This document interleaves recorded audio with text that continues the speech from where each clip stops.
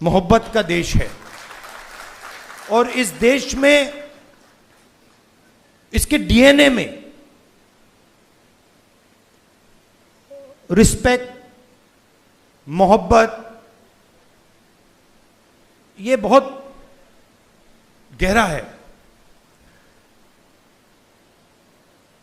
तो चलते चलते मेरे दिमाग में यह सवाल आना शुरू हुआ कि अगर यह नफरत का देश नहीं है, यह पहला देश है जिसने इंडिपेंडेंस की लड़ाई मोहब्बत से लड़ी, और कोई देश है ही नहीं। मतलब कहते हैं कि civil rights movement, Gandhi ji की फिलॉसफी, उसने गांधी जी की फिलॉसफी का प्रयोग किया, मगर जो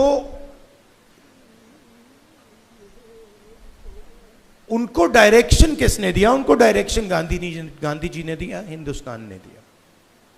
साउथ अफ्रीका में मैं गया था, मंडेला जी ने मुझे यही कहा कि हमें जो औजार दिए गए, हमारी फ्रीडम स्ट्रगल के जो औजार दिए गए, वो अफ्रीका के औजार नहीं थे, वो आपके औजार थे, हिंदुस्तान के औजार थे, और वो औजार हमें गांधी जी ने दिए।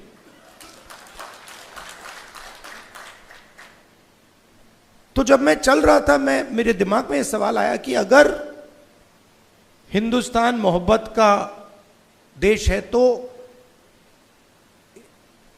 इसमें नफरत क्यों फैल रही है?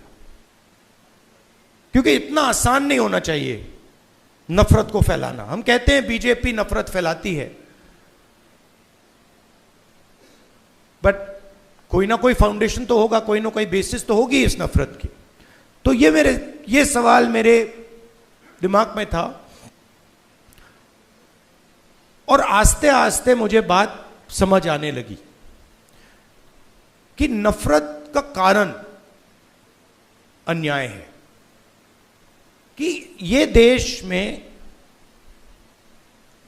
गरीबों के साथ, किसानों के साथ, दलितों के साथ, महिलाओं के साथ, युवाओं के साथ, सबके साथ हर रोज अन्याय होता रहता है। 2-3% लोग हैं इस देश में जिनको न्याय का एक्सेस मिलता है। 2-3%, ज्यादा से ज्यादा 5% लोग हैं। उनके लिए कोर्ट्स काम करते हैं, उनके लिए सरकार काम करती है, सारी इंस्टीट्यूशंस में उनके लिए जगह है।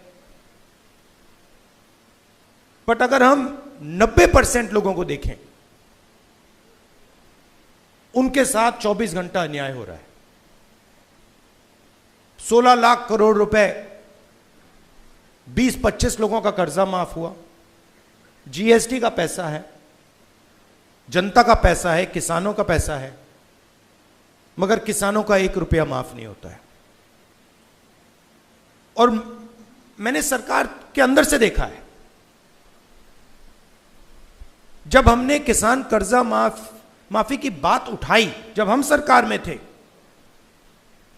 तो रिस्पॉन्स मिला कि यह ठीक नहीं है, इससे किसान आलसी हो जाएगा।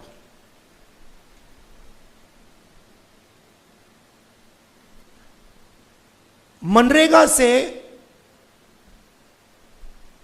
गरीब व्यक्ति की आदत बिगड़ जाती है। मतलब वो काम कर रहा है, उसको आप उस काम के लिए पैसा दे रहे हो और उसकी आदत बिगड़ रही है। और दूसरी तरफ 20-25 लोग हैं, उनका 16 लाख करोड़ रुपए माफ हो रहा है, उनकी आदत नहीं बिगड़ रही।